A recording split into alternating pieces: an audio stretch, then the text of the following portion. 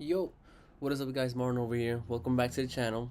And yo, listen, after the first game of our Champions League campaign, I am proud to say that what the fuck is going on still, bro? Like, dude, listen, we walked away from the game with a win, right? 3-1. Okay, whatever.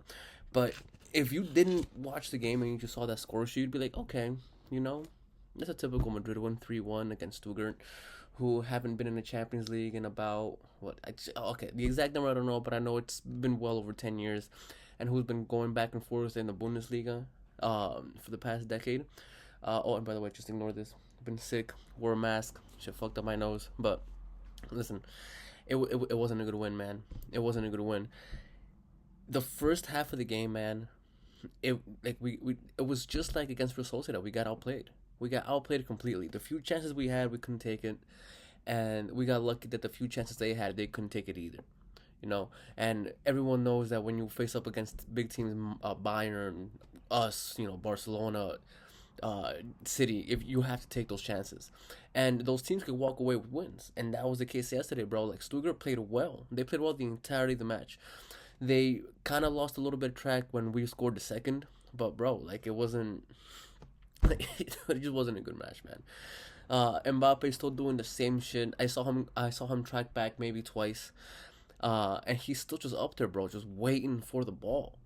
Like, and the thing is, when people were talking about the whole Mbappe versus Holland thing, right? That was the issue with Holland, right? People were saying he, and myself included, like he's an amazing striker, goal machine. If you want goals, get Holland. But if you don't feed him the ball, if he doesn't get the ball, he wasn't gonna score. That was the whole conversation as to why Mbappe was better than Holland. But through these match days, man, you can't I can't look you guys in the eyes and tell you that they're different, because as of now they haven't. The one clear chance Mbappe had was from the left, right? And the commentators went crazy. Oh shit! All right, he's back on the left. This is where he thrives. Okay, well he did one thing from the left, and he missed. You know what I mean? So he didn't. He's not making an impact on the field, man. Like, and this far into the season, like I know it just started, and so it's weird to say something like this far into the season, but we're enough games in that he should be able to make an impact on the match, man. Like he should be able to make an impact on the field, and he's not. And yesterday, the thing that pissed me off the most is out of the three forwards, Rodrigo was the one that was doing the most. He was doing the most, and then when it comes time to sub, he's the one you take off first. What the fuck? That makes no sense. Mbappe scored the goal because Rodrigo fed it to him, right? And even then, you could tell he kind of kicked it awkwardly. It weren't like he sh- obviously he made the goal. He scored the goal he should have scored, but the way he was hitting it, you could tell it was like an awkward form. Like it wouldn't have been that crazy if he missed, considering the angle that he took the shot with. You know, like it was just a fucking shit show of a match, right? And it's the same. It's been the same thing over and over and over again, bro. And everyone says, and it's true, like Madrid come to life in the second half, but that doesn't mean that we have to be fucking completely dead zombies walking around the field for the first half of the game. Like you have to be able to create chances, and it's like we were like, dude, I can't even fucking put it into words. It was just a shit show. Should we be worried at this point in time? No, it's the first game of the season in the Champions League. Obviously, we have to. It's the first season with the new, like, Super League format. Like, that's a fucking Super League, bro. Like they just did a workaround after it got denied, and they still gave us a Super League. So like it's a whole new season. Yes, we walked away with 3 points, but bro, like it's, man, like, I don't know what to say, man. I can't. Like, as a diehard Madrid fan, I love my team to death. I love them to death, and they always give me something to smile about, But there are gonna be times where we struggle, and at that point in time, I can't just blindly tell you guys that it's going great when it's not. Like right now, it's not.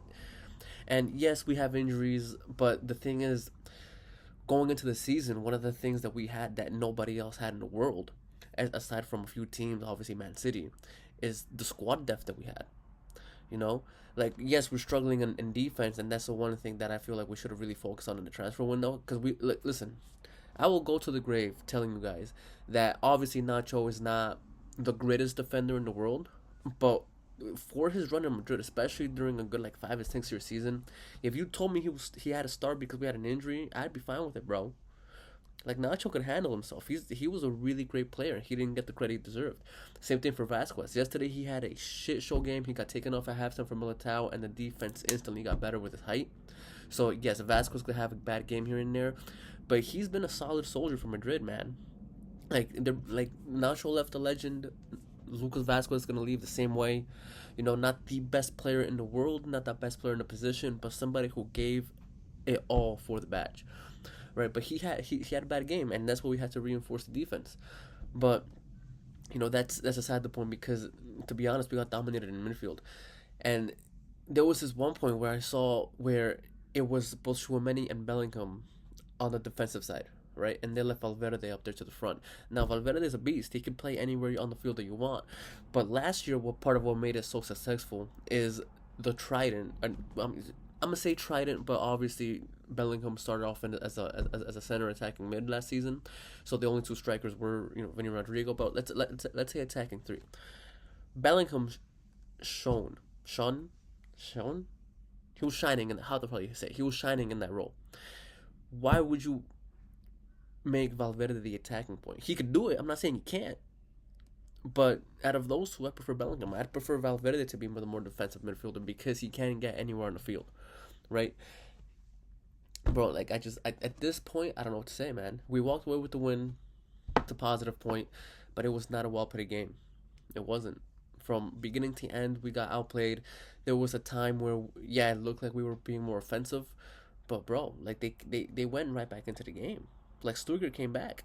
Like they didn't stumble like other teams would. Like there's a lot of teams out there who, if you score on them, and you're a big team, you're confident that for the rest of the match they're gonna be defensive. Like you struck their pride, whatever. Like they know they're in for a whooping. Stuttgart didn't play like that. They conceded first. They scored the equalizer, and then they still kept going up until the last minute, bro.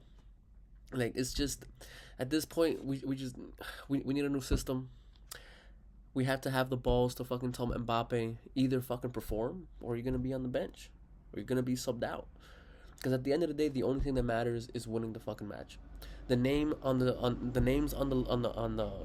lineup shouldn't matter who they are as long as they get results. And I don't know if I'm alone in this, but to this point, I think just taking out Mbappe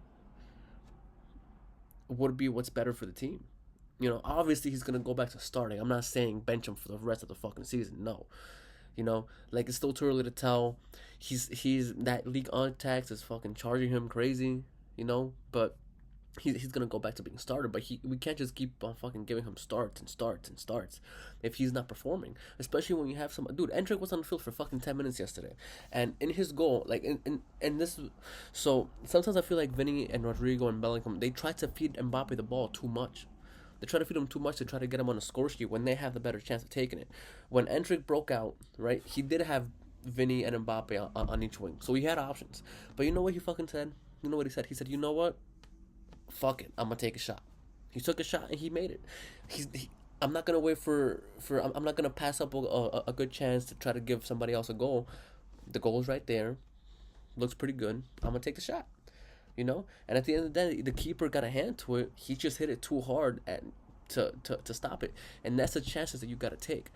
Endrick, yes, he's young, but literally based on what I'm seeing from the starting lineup, and like again, man, particularly Mbappe, and what I'm seeing from him, the few minutes he has on the field, bro, put him on the fucking field.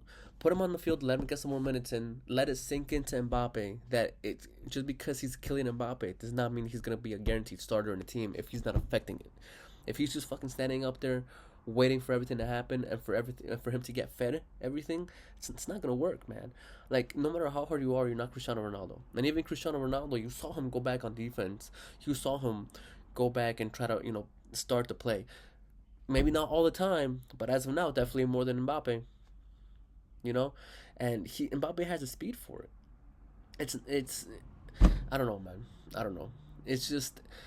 Right now, I don't think it's time to press the panic button just yet as a Madrid fan, but it's also not time to just go out and celebrating and telling you guys that the whole season is going to be great, because it's not looking that way. If by the time we face Barcelona, we lose even more points, it's not going to be a good season. This is not, and especially with Flick doing his thing. Flick, I had my doubts about him, I'm not gonna lie, because Barcelona has consistently hired, with the exception of a few people here and there, they mostly hire Spanish, right? So I didn't think it was gonna be that good. But listen, credit where credit's due. Barcelona's been proving me wrong all fucking season so far, and a large credit of that is obviously to Lamine Yamal, but dude, like what else can I say? It hasn't been a good season. The Champions League is off to a good start when it comes to result wise, but performance wise, bro, like I'm not walking away happy from it. I'm not.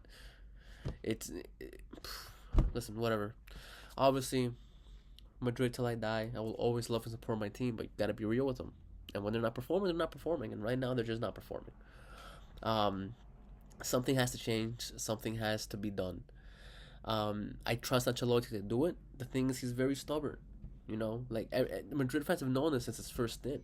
If he wasn't that stubborn, that 14-15 season could have been magical for us. It could have been fucking unprecedented. But he's very stubborn. That season, we went off on a not losing streak. We went on a huge ass winning streak. We were winning left and right. But what happened is he never rotated.